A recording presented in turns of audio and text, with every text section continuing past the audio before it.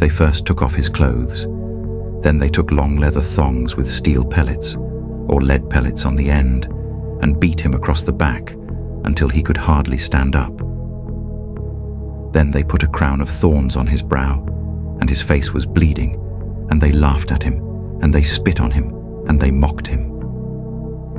With a single snap of his finger, 72,000 angels had already drawn their swords, prepared to rescue him and wipe out this planet from the universe. But Jesus said, "No, to this end was I born." He wasn't just another revolutionary.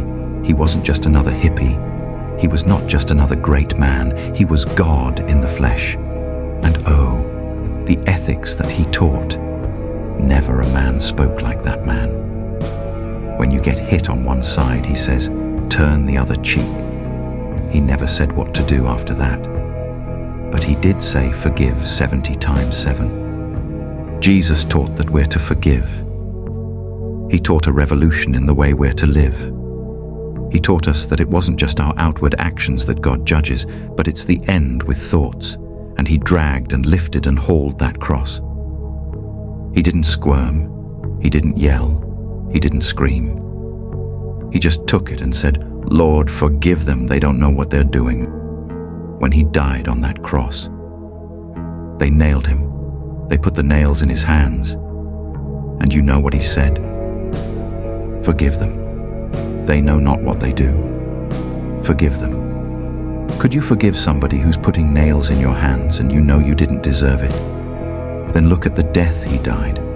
Did ever a man die like Jesus? The lightning flashed and the thunder roared, and the earth began to shake, and even the soldiers confessed that this must be the Son of God. Anyone that can see Jesus on that cross and not be touched has a heart of stone. And then on the cross he said, "My God, why hast thou forsaken me?" And then he dropped his head and said, "It's finished." What did he mean? He meant your plan of salvation was finished. God can now forgive you of all your sins because Jesus has finished God's plan for your salvation. God knows every one of you by name.